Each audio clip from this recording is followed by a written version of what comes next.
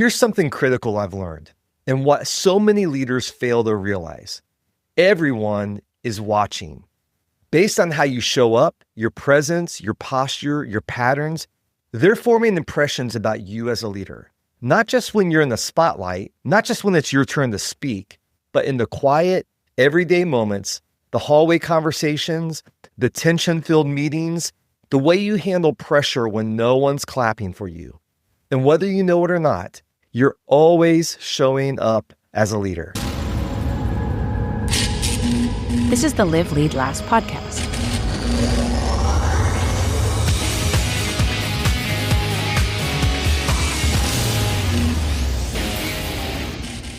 Welcome to the Live, Lead, Last podcast. I'm your host, James Duvall, and I want to thank you for taking the time to join in today. This show is about helping leaders like you live with integrity, lead with intention, and leave a legacy that actually matters.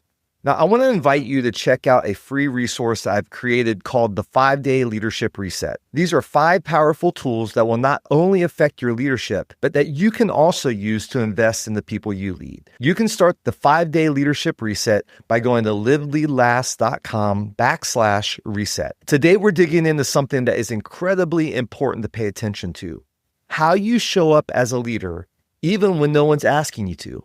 Because whether you're stepping into a high-stakes meeting or just going through the motions on a Monday morning, your presence is teaching people how you lead.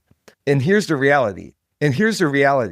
There's probably a lot of conversations being had about how you behave when you think no one's watching. So you're always teaching your team and your organization something about you as a leader.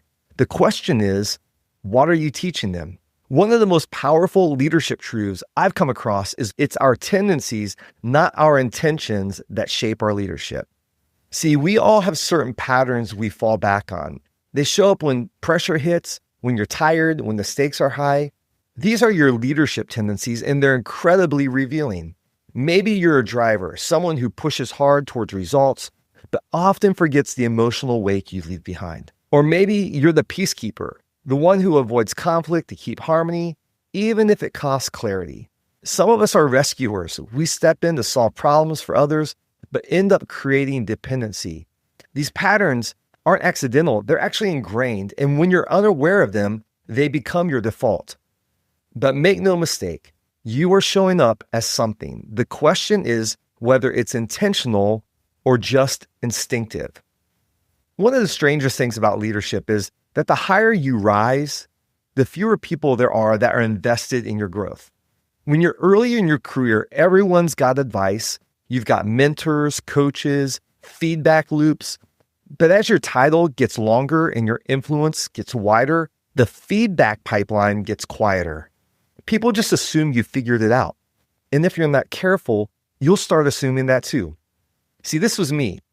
I went through a season in my career where several people on my team, people I really respected, went to the organization's HR department to raise concerns about my leadership.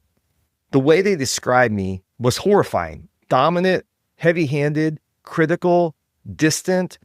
And when that feedback reached me, I was floored. I generally thought I was doing okay. I had advanced in leadership roles. I had more responsibility. And I assumed that meant I was leading well.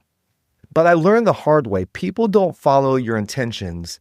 They respond to your presence. See, the way I was showing up emotionally, relationally, energetically, it shaped how others experienced my leadership.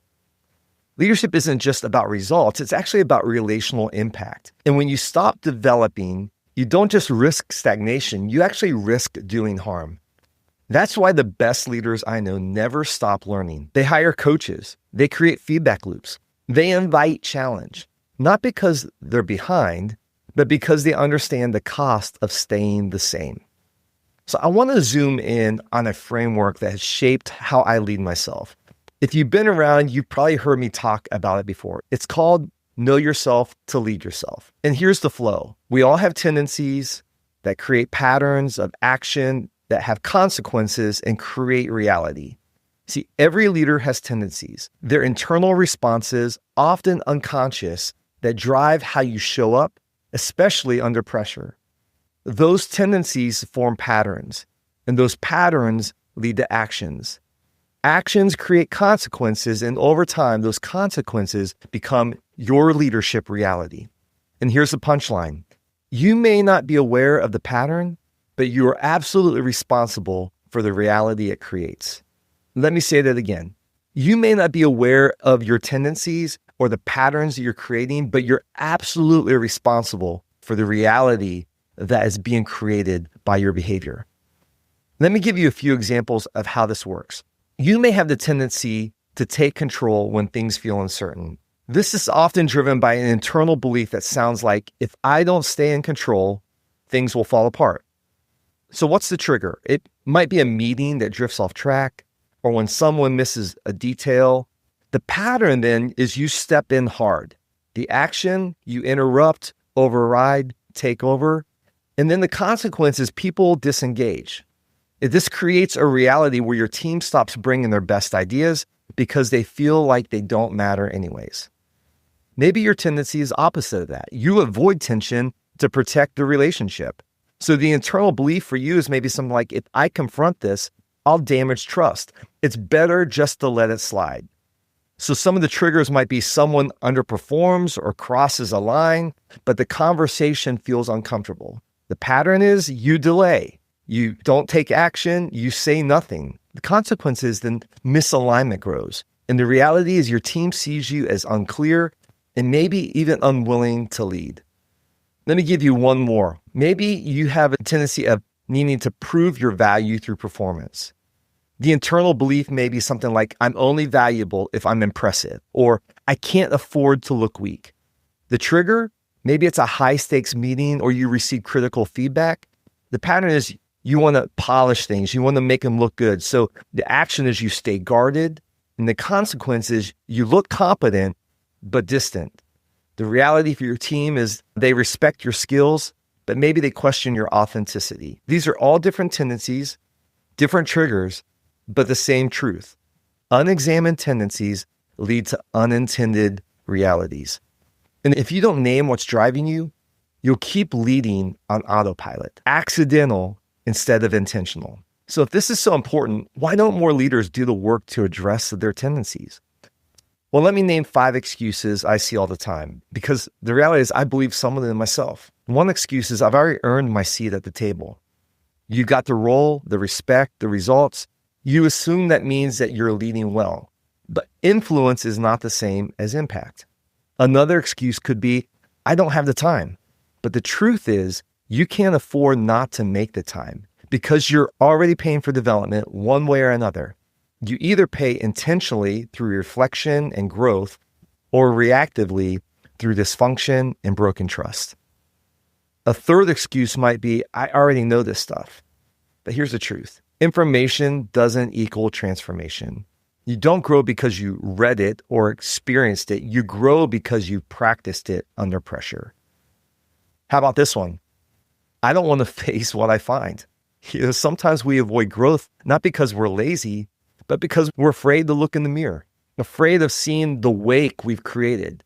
But if you don't face it, you're going to repeat it. And the last excuse why a leader might not deal with their tendencies is because, well, no one's investing in you anymore, right? This one hits leaders at the top. When you're early, again, people pour into you, but as you rise, feedback dries up, people stop telling you the truth, and slowly you lose those mirrors of what it's like to be on the other side of you. But here's the reality. No one's coming to save your leadership. You have to own it. You have to create the feedback loops. You have to build the system around your growth. Elite leaders don't wait for investment. They actually pursue it. So let's land this here. You are always showing up as a leader. The only question is whether you're doing it by default or by design. And the people around you, they're not experiencing your intentions, they're experiencing your presence. Today, we name patterns that shape us, the excuses that hold us back, and the truth that ownership is the only way forward. So here's the challenge for you this week. I want you to choose one of these reflection questions and sit with it. First, what tendency shows up in your leadership, especially under pressure?